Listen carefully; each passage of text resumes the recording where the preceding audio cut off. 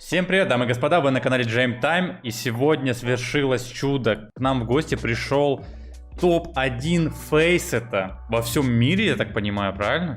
Наверное, точно я не знаю. Но в Европе точно, по идее. Ну, если в Европе, значит во всем мире, и я как снайпер, наверное, не могу учить юных игроков и там давать какие-то советы супер глубокие по тому, как тренировать рифл. И для этого здесь у нас топ-1 планеты Земля по версии Faceit Premium Лиги, 6000 элла, даже больше. Петр сегодня расскажет свою индивидуальную тренировку, за счет которой он за 3 года от обычного глобала пришел в команду тир 1 уровня и будет показывать себя на мейджоре в Рио. Петя, давай по порядку, рассказывай, как ты тренируешься. Ну, в основном я, наверное, 80-90% времени играю дезматч в больших количествах, так сказать. Иногда я, когда мне надоедает играть ДМ, могу зайти на aimbots, поиграть ботов, побить и так далее. Это из тренировок стрельбы именно. Вот дезматч это основная стрельба, правильно у тебя? Да, это моя основная тренировка. Почти всю жизнь только на ДМ играл. Сколько в день уделяешь ДМу времени? По-разному. Были периоды, где очень много тренировался, но в основном, в среднем, это где-то 2 часа, бывает 3 часа. В основном день? 2 часа в день, да. То есть каждый день, вот супер простой рецепт, чтобы быть просто на тир 1 уровне, то человеку надо от 1,5 часа до 2 тратить каждый день просто для того, чтобы попадать в прицел, правильно наводиться и так далее. Грубо говоря, да, ну это все на самом деле индивидуально, просто для меня это и как-то, знаешь, и уверенности дает, когда ты много тренируешься и так далее. И в целом я лучше игру чувствую от этого. Бывало, конечно, где и поменьше тренировался, не каждый день 2 часа, понятное дело. Не каждый день на протяжении года, такое невозможно, мне кажется. Но в среднем, если брать, мне кажется, то часа 2 как раз и выйдет. Окей, а как ты вообще к этому пришел? То есть ты не так давно был просто юным игроком, который смотрел стримы, там, искал видео на ютубе обучающие и искал какой-то рецепт по повышению своего скилла. В итоге остановился на том, что тебе надо просто много играть ДМ, и получается это основная твоя тренировка. Кстати, у меня есть интересная история, я, помню, никому даже не рассказывал, ни на стримах, нигде. Вот я когда начинал играть, может, я и тогда уже играл ДМ, но, наверное, не в таких количествах и так далее. И какие-то карты пробовал разные, всякие префайры, все такое. И как-то я наткнулся на интервьюшку электроника с Весга или с какого-то турнира, уже не помню. Ему задали вопрос, что следует делать молодым игрокам и так далее, чтобы прогрессировать, на что делать упор. И он сказал в этом интервью, молодым игрокам следует огромный делать приоритет на именно индивидуальной игре, а не на каком-то глобальном макропонимании игры и так далее, потому что типа в СНГ очень много капитанов опытных, которые научат тебя этому всему, и чтобы пробиться, надо очень хорошую механику иметь. И как-то я для себя это очень подчеркнул и начал много тренироваться. Это в каком вообще году было? Такой мудрый совет дал электроник тебе. Блин, да тяжело сказать. Наверное, год... Когда-то был Веск от России, они играли. Они второе место заняли? Или тогда он не поехал? Какой-то Веск. Ну, наверное, 17-й где-то, 18-й, да, где-то? Что-то, да, что-то такое, наверное, год 17-й. Ну, тогда уже, да, был. Может, 18-й даже? Или Ну, как тогда? раз таки, сейчас, кстати, это спорное такое заявление про капитанов и так далее, но раньше Да. поколение сменилось, и вот раньше, да, было достаточно много капитанов, и Блэд, и Ангел, и Зевс, и Хуч, ну, и много кого был, много кто был, и в Казахстане были свои капитаны, вот, да. Сейчас, конечно, с этим наоборот проблемы. Ну да, времена меняются как бы. И сейчас как раз, мне кажется, сейчас уже так не работает, как тогда. Сейчас нужно и демки смотреть, и все такое, и в разных аспектах прогрессировать. Сейчас очень много развелось игроков, очень сильных индивидуально, но им чего-то не хватает. И как раз, возможно, это просмотр демок и осознанности какой-то, может быть.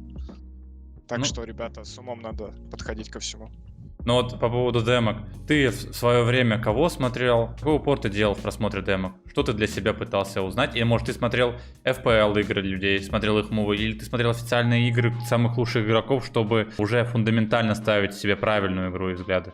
Когда я только начинал, и вот честно сказать, я не так много смотрел игр, даже, наверное, мало по меркам сейчас уровня игры и развития игроков, так сказать.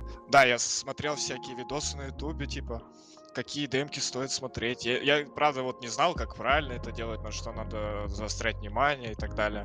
Я просто смотрел Skull TV, скачивал лучших игроков в мире и так далее, типа, плюс-минус. Ну, не так много смотрел, просто смотрел какие-то фишки, пытался узнать у них.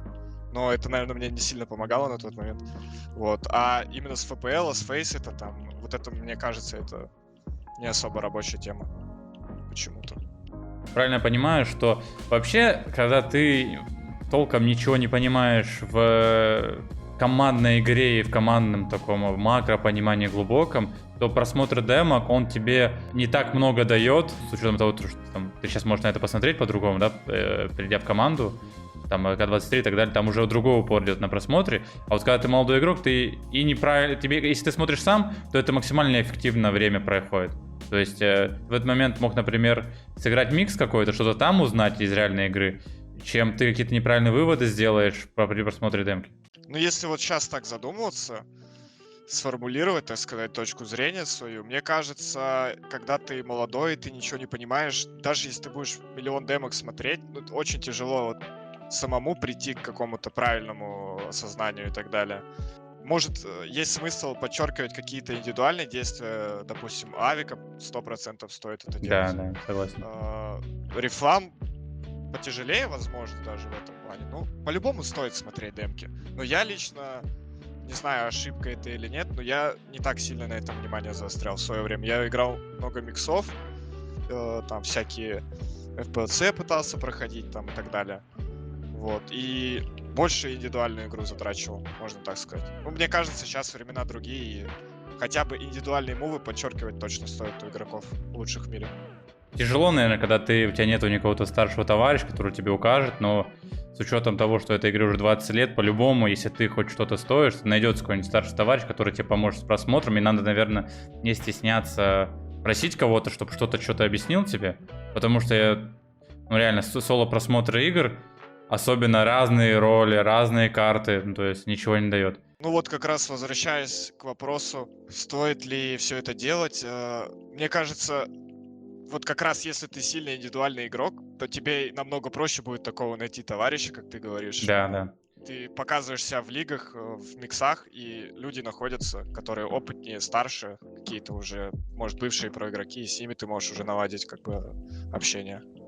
Остановимся на том, что основная тренировка индивидуальной игры твоя да, это ДМ, и ты играешь около 90% времени просто ДМы в день. Какие режимы на ДМах ты играешь? Ну вот я играю сейчас на сервере, Warm-Up сервер называется, ДМ, 23-й Мираж. И здесь не просто обычный рифл мод, здесь каждые там 5, если не ошибаюсь, 5-10 минут, зависит от режима, меняются режимы. Вот сейчас, допустим, обычный рифл мод, потом only headshot рифл, потом с юспами, ну, с пистолетами, only headshot пистолеты, second round weapon, я там бегаю в основном с диглом. Ну, и там разные еще режимы есть, форсы, там АВП иногда включается. Ну, грубо говоря, ты все тренируешь просто за счет того, что вот такой ДМ, и это на самом деле ДМ очень давно работает, и тут часто я могу сам сказать, что я тут тренируюсь, Робс тут тренируется, Ксантарес, то есть все лучшие аимеры, они на самом деле вот на таком обычном Warm-Up DM, даже вот я недавно видел Симпла, хотя вот я его давно не видел, в последний раз я видел его 3 года назад на Убике, перед бельгийским мейджором я вот с ним тоже пересекался, то, что он тоже на DM играл. Получается, не только ты играешь просто DM, то есть секрет настолько прост, что о нем даже лишний раз не хочется рассказывать, потому что просто играешь ДМы и делаешь что-то много.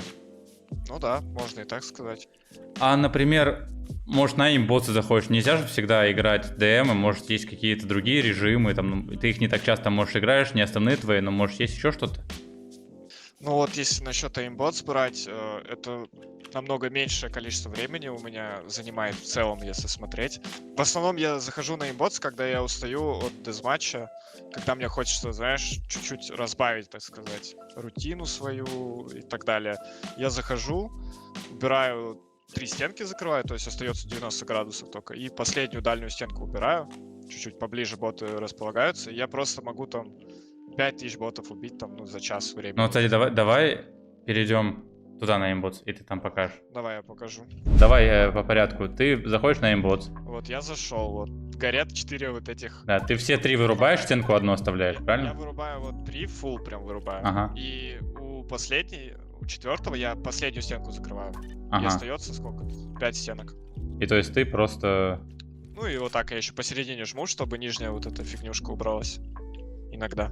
По настроению, на самом деле. Ну, тут на аимботс у меня, наверное, ничего особенного вообще нету, как и у всех людей в этом мире. Просто я вот так выставляю такой режим. И когда есть у меня настроение, я сюда захожу и могу там 5000 ботов выбить условно. А Вот. что ты думаешь по поводу количества ботов? Есть ли смысл? Я помню, Дима ваншот поставил вообще рекорд, 100 тысяч ботов сделал. Даже вот мы играли недавно Катовицу плей-офф, там Ника перед игрой с нами сделал там, что там 10 тысяч тоже, мы ждали, там игра делай было. Есть ли в этом смысл?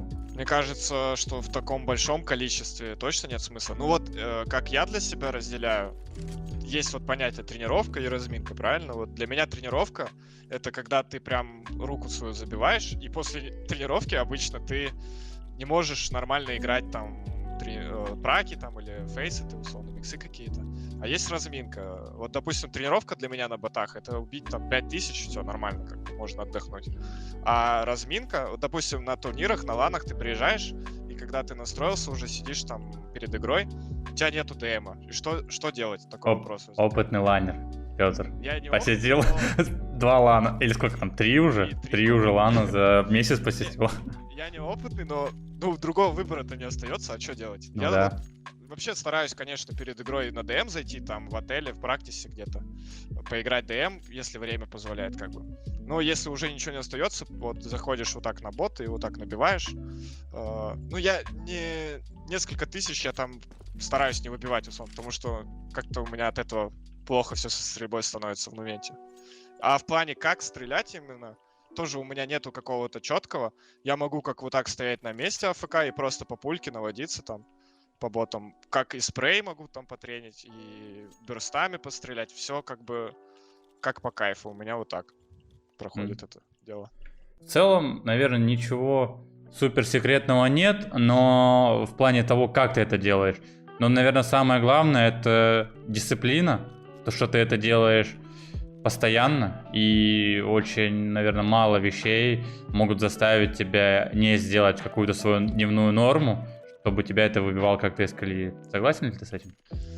Да, по сути, так и есть. Но если вспомнить, то я, наверное, последние 2-3 года вот так вот в таком режиме тренировался, наверное, в среднем. И, возможно, это реально дало какие-то свои плоды, и все хорошо складывается. Так что тренироваться надо и много. И главное это делать постоянно. Не надо заходить, ну это как и в спортзале тоже. Нельзя 2 дня играть по 6 часов ДМ, а потом 2 дня откисать. Лучше сыграть каждый день по часу, по 1,5, и может даже вы в общей сложности меньше сыграете, но ваша рука, она адаптируется к нагрузкам, вы уже будете сами наблюдать прогресс. Например, как ты отслеживал прогресс? Например, твоя стрельба прокачивалась, и ты заходил на ДМ, и ты выбивал там определенное количество ботов, ну, игроков за столько-то минут. И вот ты можешь сказать, за сколько ты убивал там 500 игроков в начале, там 3 года назад, там в середине, и вот сейчас, за сколько ты это делаешь, ты, ну, в хорошей, оптимальной своей форме. Ой, вот это я как раз никогда не измерял, так сказать, не засекал. И вообще тяжело сказать, потому что на вармап сервере, допустим, я играю там 2 года условно. До этого я играл Brutal или какой-то там еще другой ДМ. И там людей поменьше, и поэтому ты дольше будешь выбивать. Ну, в среднем у меня уходит где-то минут 45-50, наверное. Я не стараюсь там на скорость это делать. Я На 5 качеству сотен. больше. И если вообще закономерность в КД, и если у тебя хорошая КД, значит ты в форме. Либо есть ли смысл играть на КД вообще? Вот это, кстати, такой щепетильный вопрос, и многие молодые игроки, мне кажется, за этим КД гонятся на ДМе. Я вообще всю эту движуху не уважаю, так сказать, потому что как на ДМе, на вармапе набить КД? Ты просто стоишь на каком-то там из 4 из 5 спотов, в котором ты крутишься, и люди появляются, и ты их просто убиваешь на респе, набиваешь стрики по 20 фрагов, типа. так ты набиваешь себе КД, понятное дело, и рейтинг на самом сервере. И типа я не вижу в этом ничего крутого, лучше побегать, другие аспекты игры потренировать, нежели стоять на месте и АФКшников убивать. Ну, в этом ничего крутого нет. Нет смысла в КД, если ты играешь некачественно. Да, да. А качественная игра на ДМ это, наверное, звук вообще. Ну, мы вернемся в конце и подытожим, что такое качественная игра. Вот со звуком играть либо без. Может, звук Я- дает лишний дополнительный фокус? Я лично ставлю 0.01 звук, не совсем убираю его, потому что я хочу там слышать выстрелы и так далее хотя бы. Ну, шагов особо я не слышу. Я ставлю музыку так, что просто у меня музыка, и изредка там какие-то выстрелы я могу слышать. Вот. Иногда я без музыки играю, тоже 0.01. Ну, когда мне надоедает просто с музыкой играть. Могу и так поиграть без музыки. Ну, в целом, наверное, я вот, слушая, понимаю, что я точно так же делаю. Но все равно, когда там, могу сказать, что когда там начинаешь входить в сезон, набирать форму, то, мне кажется, КД, оно может дать о себе знать. То есть, если ты играешь в минусовое, то это, ну, как бы надо очень сильно постараться, чтобы ты прям зашел с людьми, которые абузят там спавны и так далее. И потом, ну, это очень тяжело делать. То есть, минимум, который каждый человек, наверное, должен делать, это выходить в плюс, а там уже в идеале, конечно, в 2 не напрягаясь, наверное, это делать. Но от 1 до 2, наверное, норма. Но я играл с Твистом тоже на ДМе, ну как бы он с 2,5 играет, до 250 киллов. Ну да, на самом деле, если ты реально жесткий игрок, то ты всегда будешь в плюсе, это 100%. И ты будешь играть там на дистанции там, плюс 200, плюс 150 фрагов. Это для меня плюс 150, ну 500 на 350. Это уже как бы неплохо. И я не расстроюсь там, если такой результат у меня будет. Но в 2, если ты реально жесткий, ты и в 2 будешь играть при нормальном как бы твоем... Ну, не стараясь, не играя на статистику, а просто в своем нормальном состоянии. Но я это вижу, что я сколько лет уже играю на этих ДМах, я вижу, как крутые проигроки сносят на ДМах, а потом заходят в официалку и также сносят. И вижу игроков, которые на ДМах пытаются набить что-то, а потом заходят на официалку и как бы в бок убить не могут. Такое тоже бывало не раз. Давай подытожим. Тренировка топ-1 фейсета, его стрельбы делится на первое дезматч, 90% времени просто ДМ. 2 часа в день на протяжении 3 лет. 10% это аимботс, просто стандартный режим одна стенка, 5000 забить руку, либо просто размяться перед игрой, там 1000 набить перед праками, чтобы рука что-то почувствовала.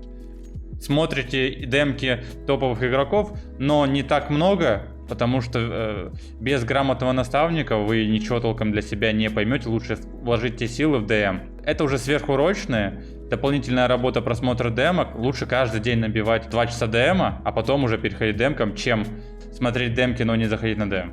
Для молодых игроков это самый оптимальный совет. Да, так и есть. Что ж, Петя, спасибо тебе, что посетил наш уютный маленький уголочек развития киберспорта.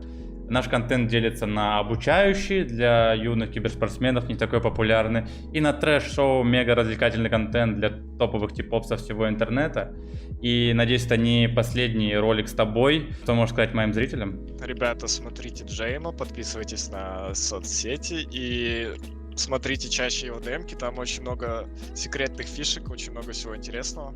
Следите, смотрите стримы. Что ж, ребята, всем спасибо за просмотр. Не забывайте подписаться на соцсети Фейма. Топ-1 фейсита прямо здесь на канале, эксклюзив, будет рассказывать о том, как он добивался этого. 6000 элла не просто так набивают.